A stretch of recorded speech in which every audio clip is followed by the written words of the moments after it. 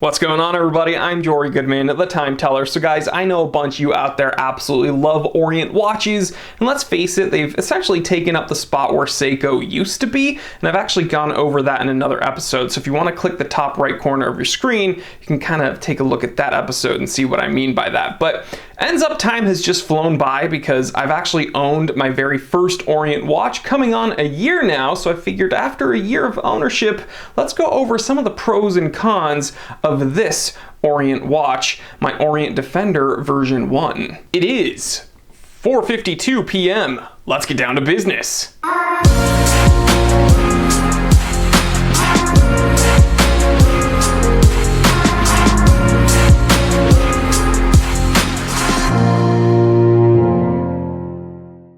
Alright, so as I take a look at my Orient Defender version 1, again, my very first Orient watch, and I kind of assess the pros and cons of it, I think the first pro should be the high visibility, right? So although there's a whole bunch going on the dial of this watch, although this watch has a bunch of complications, we'll talk about that in a moment, nothing seems to be super obscured. Like, it's not a whole bunch of random busyness on the dial. Sure, it's asymmetrical, but it's still tasteful and offers a very high level of visibility, which is great for a field watch of this kind. You know, you have two subdials, you have some signage with an applied logo, you have a 6 o'clock date complication, you have some big bold indexes with some chapter ring markings.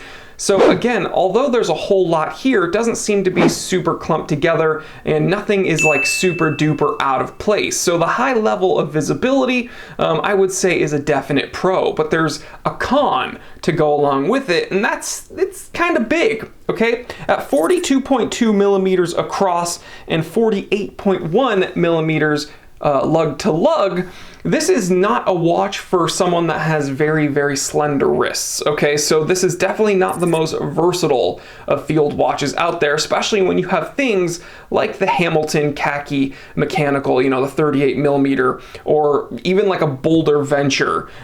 So yeah, there are much smaller, easier to wear field watches out there. For my 7.5-inch wrist, those dimensions are perfectly fine. But if I were to make a list of pros and cons, which we're doing today, I would have to say, yes, it is a bit big for people with smaller wrists. Let's move on. So as we focus in on the dial of this Orient Defender version 1, we can see this big broad handset, we can see these big bold applied indexes, and to go along with it is some great lume. Now, I don't think this is Seiko's proprietary Lume Bright. It might be, but I don't have any confirmation on that. Now, I mean, it would make sense that they could have access to that because Orient is owned by Seiko Epson Corporation, but they're also fairly independent, so I'm not positive that it's Lume Bright, but whatever they're using, it is very vibrant, it lasts a good long while, and the handset especially is incredibly vibrant, and we saw that during my episode of the Lume Battle 2021. But again, although that's a huge pro, there's kind of a con to go along with these big, bold indexes. And we're gonna focus in on it right now. You see, it just so happens that these big, beautiful, broad indexes with these amazing amounts of lume aren't all totally aligned. We can see this 12 o'clock index, it's kind of a split triangle. It's a bit misaligned. It's kind of canted towards the right. And you know, it's not something that will stick out like a sore thumb to your naked eye, but when you start photographing this watch a whole bunch, when you start filming it a whole bunch, it really does get noticeable. And it's kind of frustrating because there's so many things this watch does totally right, but this is just blatantly wrong. So yeah, misaligned indexes seems to be a thing that Seiko Epson Corporation does with their watches. But yeah, that's a con, total con. Alrighty, moving on to the 4 o'clock area of this watch, we can see a 4 o'clock crown placement, and I'm absolutely adding that to the pros list. Now, not only is a 4 o'clock crown unique, not only does it afford this watch a very interesting silhouette, but also, you know, there's some added functionality there. It kind of moves the most vulnerable part of the watch away from the broadest part of the case, so you're much less likely to knock that crown up against something. Now, I don't really have to worry about that much because I wear this watch on my right wrist, so the crown is on the inside of my arm, and it's not sticking out towards, you know, where I'd reach for something towards the outside of my hand. But for you people that, you know, wear your watch on your left wrist, crown placement is actually kind of a big deal because you don't want to thwack that crown head on something and have the crown stem break off into the case. Now, again, another pro is that this is a threaded crown. That gives this watch a nice 100-meter water resistance rating. So all around, you know, you'd think, hey, this crown, we gotta put it on the pros list. And for the most part it is, but again, there's a con to go along with it, and it's not the silkiest of smooth crowns out there, okay? It does bind up a bit. I would say my Seiko SKX007 even has a better crown than this. So this isn't the grittiest, it's not the grossest, you know, crummiest crown out there, but it's far from the smoothest. Now, here's maybe a bit of a controversial pro that I'm gonna add to the list here. It was super affordable. All right, I'm gonna put the price that I paid for this watch brand new right here. Yeah. Pretty dang affordable, especially for what you get. 100-meter water resistance rating, whole lot of complications, automatic in-house movement, threaded crown, super duper tough, great lume. But the operative word there is was. It was affordable, and herein lies the con.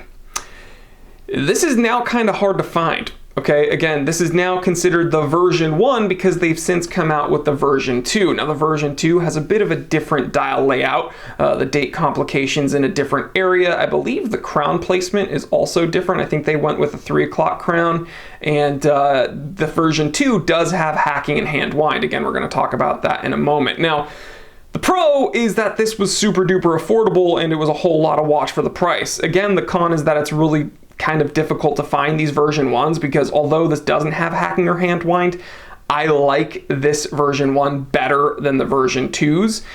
But because this is harder to find now, it might make some of you guys out there less likely to beat on this watch. And this is a field watch. This is a heavy duty watch.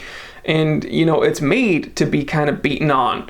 So the fact that, I guess the rarity of it, nowadays, as far as finding it new, yeah, it might make you less likely to use it for the intended purpose, which is to get out there, get it dirty, bang on it a bit.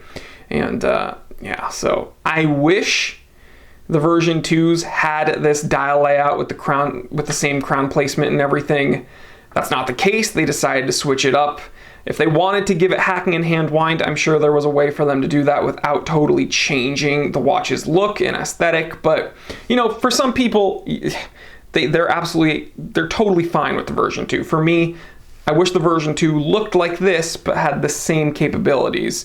But yeah, what can you do? So I wish these were easier to find nowadays. Okie dokie, the clouds actually covered the sun a little bit and it's getting a bit dark in the office right now, but have no fear, that lume is already glowing and I didn't have to do anything to it. But the next pro I want to talk about is the sheer amount of complications this watch gives us, again, for that kind of entry-level price point that this watch was released at.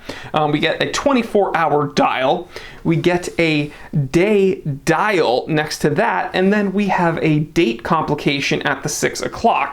That's incredible. Again, from an automatic watch with an in-house movement to have this amount of complications under the $500 mark, that's incredibly impressive. I don't care who you are, that's just really, really nice. And although field watches typically don't have complications, believe me, when you have them on your watch, you're happy that they're there. But that comes with a price, no pun intended. I know we spoke about the price a little bit earlier.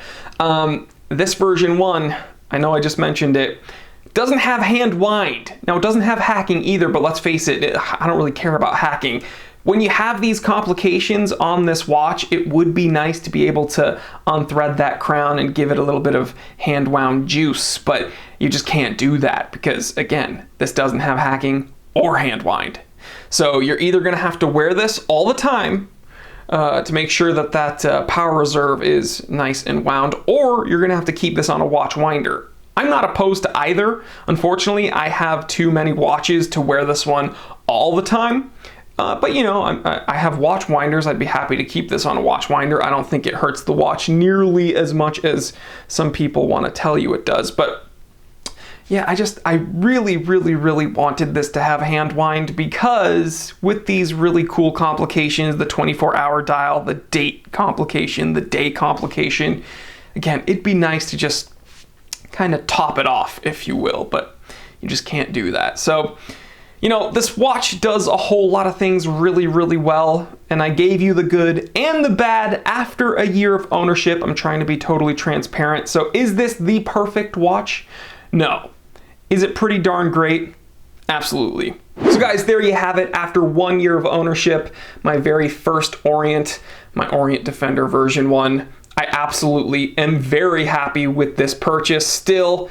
Again, are there a few quirks that I'm not stoked with? The misaligned index? Yeah. The lack of hand wind? Sure. But for the most part, I can overlook those. But I'd love to hear what you think. Guys, do you have any Orient watches? Do you own an Orient Defender version 1? Actually, do you own a version 2? What do you think about that one? Leave me a comment in the comment section, and I'd love to hear from you there. I want to thank my new subscribers. I want to thank my regular subscribers, and I want to thank my channel members for allowing me to do what I do and film here every freaking day. I have a dream job. I get to be in my office and talk about watches, and yeah, I'm absolutely blessed. So thank you, each and every one of you, for making that possible. Again, if you want to join the channel, click that join button next to the subscribe button. You get some extra content and access to that members only Discord chat where we meet up every week, and it's a whole lot of fun. And yeah, guys, you can check out my affiliate links in the description below. You can check out my personal website, www.thetimetellershop.com. Stay happy, stay healthy, and stay blessed. I'm Jory Goodman, the Time Teller. Always remember, I didn't invent time. I just tell it.